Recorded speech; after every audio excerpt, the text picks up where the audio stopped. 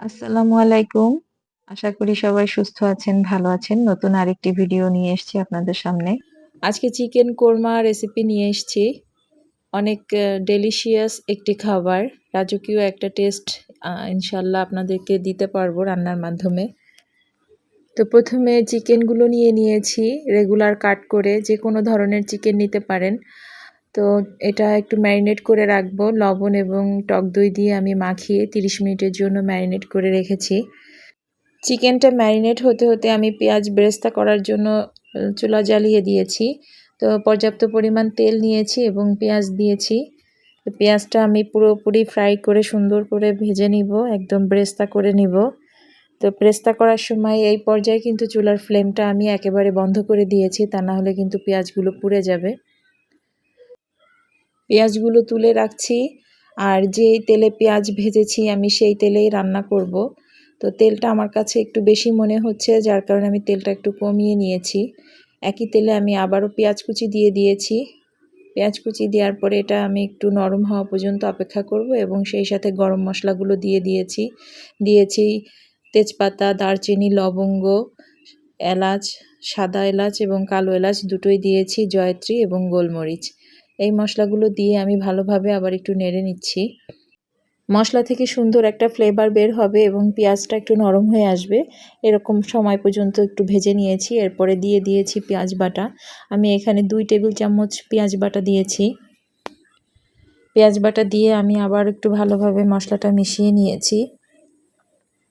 1 table spoon রসুন বাটা এবং আদা বাটা দিয়েছি। আদা বাটা এবং রসুন বাটাটাও ভালোভাবে একটু ভেজে নিচ্ছি।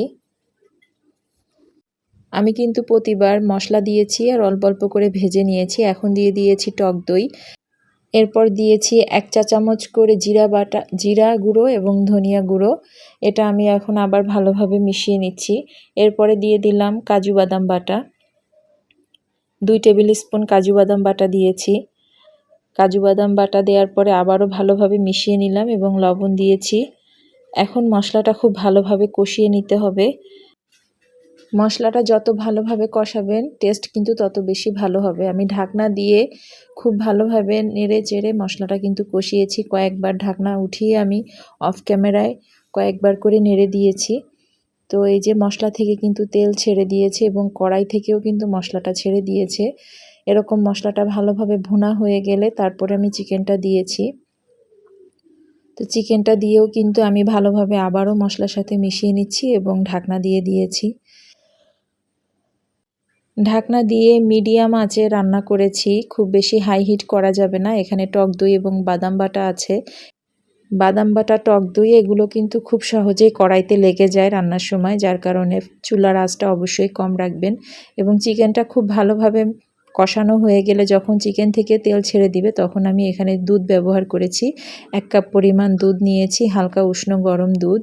আপনারা যে কোনো দুধ দিতে পারেন, পাউডার মিল্ক দিতে পারেন অথবা গরুর দুধ জাল করে সেটাও দিতে পারেন। এরপরে দিয়েছি কাঁচামরিচ এবং পেঁয়াজ বেরেস্তা। এটা দিয়ে আমি ঢাকনা দিয়ে আবারও মিডিয়াম আঁচে রান্না করেছি 5 থেকে 10 মিনিট। ঢাকনা খোলার পরে দিয়েছি 1 চামচ পরিমাণ চিনি, 1 চামচ পরিমাণ কেওড়া সেন্ট এবং ঘি দিয়েছি 2 চামচ পরিমাণ। এগুলো দেওয়ার পরে আমি ঢাকনা দিয়ে আরও 5 মিনিটের জন্য দমে রেখেছিলাম। 5 মিনিট পরে আমি সার্ভিং ডিশে তুলে নিয়েছি। টেক্সচার এবং কালার দেখে অবশ্যই বুঝতে পারছেন জিনিসটা কতটা লোভনীয় হয়েছে। একেবারেই রাজকীয় একটা টেস্ট এনে দিবে আপনাকে। কেওড়া সেন্ট, ঘি এগুলি ব্যবহারের কারণে আপনার খাবারের টেস্ট এবং ফ্লেভার সব কিছুই কিন্তু বেড়ে যায়। অবশ্যই এগুলো ব্যবহার করার চেষ্টা করবেন। ভিডিওটি ভালো লাগলে অবশ্যই আমার চ্যানেলটি সাবস্ক্রাইব করবেন, লাইক দিবেন। নতুন নতুন ভিডিও পাওয়ার জন্য বেল আইকনটি বাজিয়ে রাখবেন। সবাই সুস্থ থাকবেন, ভালো থাকবেন। আল্লাহ হাফেজ।